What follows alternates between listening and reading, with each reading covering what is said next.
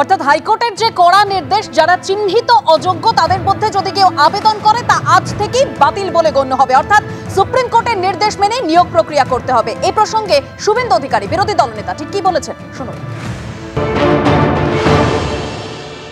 তৃণমূল নেতাদের আত্মীয়রা চাকরি পেয়েছে আর টাকার বিনিময়ে চাকরি পেয়েছে। 2022 সালে মাননীয় অভিজিৎ গাঙ্গুলির অর্ডার যদি মানা হতো তাহলে 26,000-এর চাকরি যেত না। তিনি 7,000 অযোগ্য চিহ্নিত করে দিয়েছিলেন। টিচারদের মধ্যেও যোগ্য আছে, অযোগ্য আছে, অযোগ্যর সংখ্যা কম।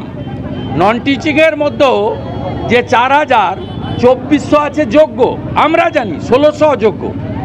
কিন্তু আজকে পুরো 26,000কে পথে বসালো মমতা ব্যানার্জি।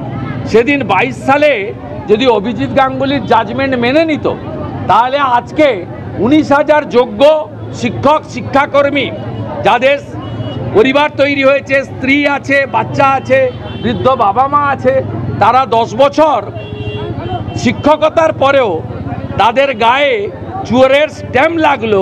এর থেকে বড় অপমান, শুধু অর্থনৈতিক অপমান নয়, সামাজিক অপমান আর কিছু হতে পারে না। এর জন্য একমাত্র দায়ী মমতা বন্দ্যোপাধ্যায়।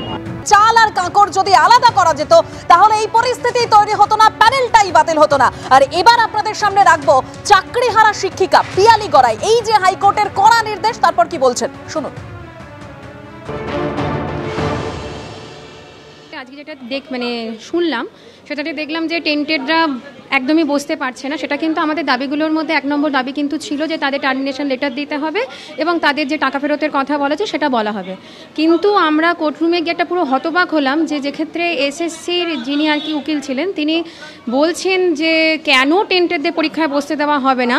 কিন্তু এটা যদি না বলে উনি যদি এইটা বলতেন যে কেন অযোগ্যদের পরীক্ষায় বসতে হবে আবার, সেটা বললে হয়তো আমরা কোথাও একটু আশাবাদী হতাম যে এখনও অবধি সরকার হয়তো আমাদের নিয়ে ভাবছে। কিন্তু এটাতে আমরা পুরোপুরি কনফার্ম যে সরকার এখনও টেন্টেডদের নিয়ে রীতিমতোভাবে ভাবছেন।